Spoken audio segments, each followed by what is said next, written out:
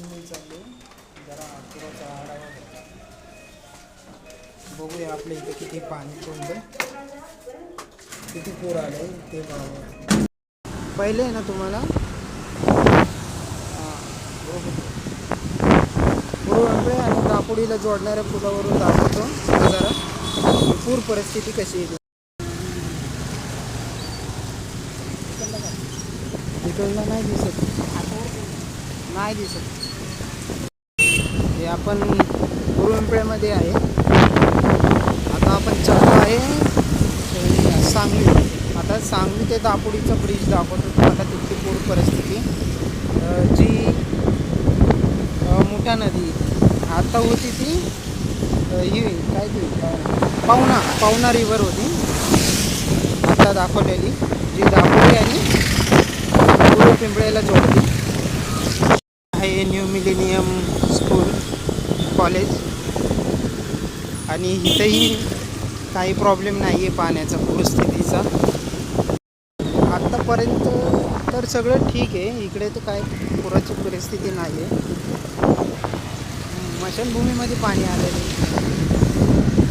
सांगवी आणि पूर्वपिंपळ्याला जोडणारा रोड तिथले स्मशानभूमी आहे.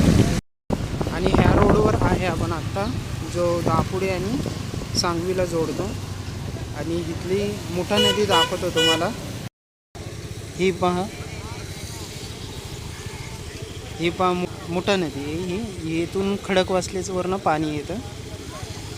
तर नागरिक पण इथे जमलेले आहेत पाणी बघायला. तर अजून काही इथे बाहेर पाणी नाही तर हा रोडसुद्धा जातो पाण्यात आणि हे रोडसुद्धा जातो पाण्यामध्ये. तर अजूनपर्यंत इथं पूरस्थिती नाही झालेली आहे सांगवीत पण. तर इथे सर्व सेफ आहे. अजून जर असंच 3 दिवस जर पाऊस चालू राहिला तर इथं खूप पूर येऊ शकतो. हा रोड पूर्ण जातो. तर नागरिकांनी हा व्हिडिओ बघून दक्षता घ्या, पाण्यावर लक्ष ठेवा. पाणी बघायसाठी खूप जवळ जाऊ नका, लांबूनही दिसतं किती आलं. पहिल्याच्या पुराचा आढावा घ्यायचा आणि त्यानुसार सावधगिरी बाळगायची. तर लक्ष ठेवा, तुम्हाला दाखवतो परत. आणि पाऊस पण बराचसा थांबला आहे. खूप लाईटली येतो भुरभुर थोडा.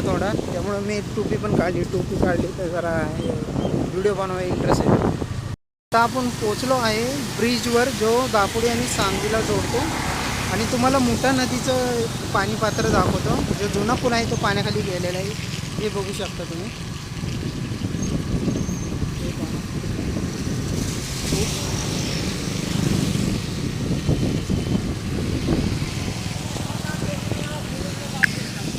आणि आता आपण एंटर होतोय दापोडीमध्ये.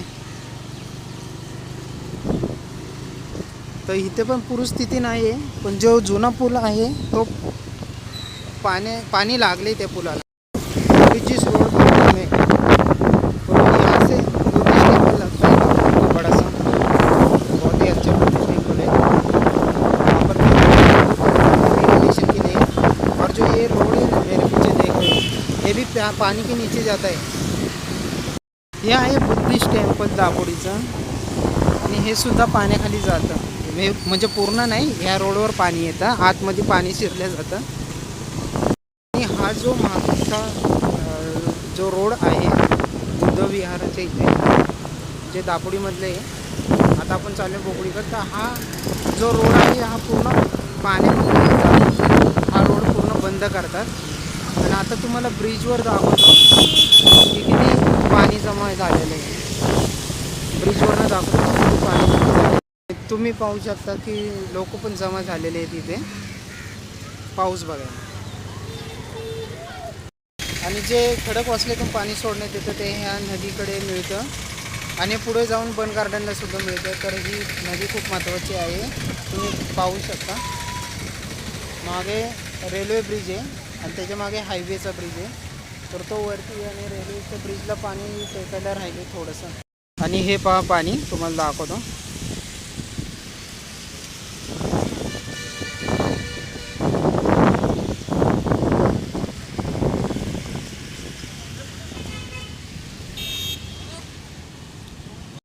हे बघा लोक जमा झालेत मजा घ्यायला पावसाची.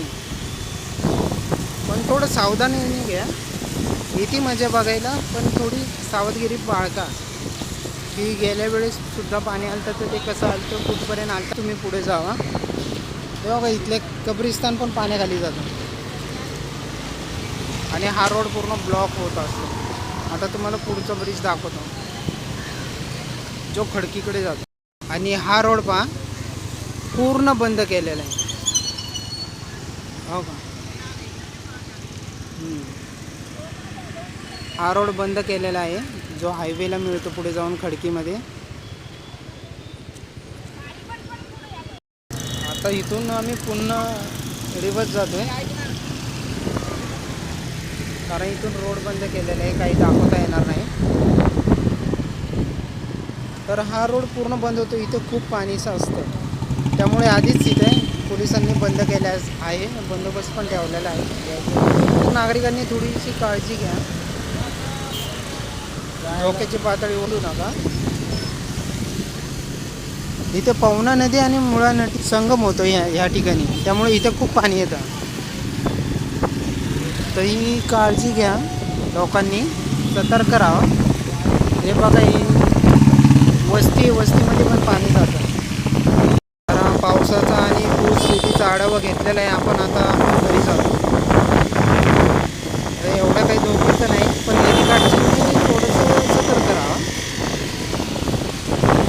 बस एवढं.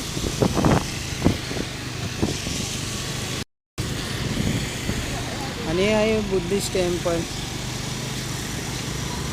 तर इथे सुद्धा आणि माझ्या मागे पाहताय ना तुम्ही, ते बुद्धिस्ट टेम्पल आहे.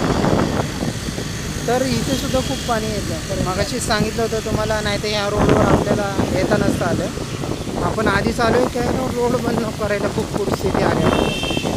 त्यामुळे थोडं काळजी. अशी पोलिसांची गाडी जागोजागेवर दिसत नागरिकांना थोडं सतर्क राहण्यासाठी अनाऊन्समेंट करतात. तर बस एवढी अपडेट. आता हा ब्लॉग इथे संपवतो.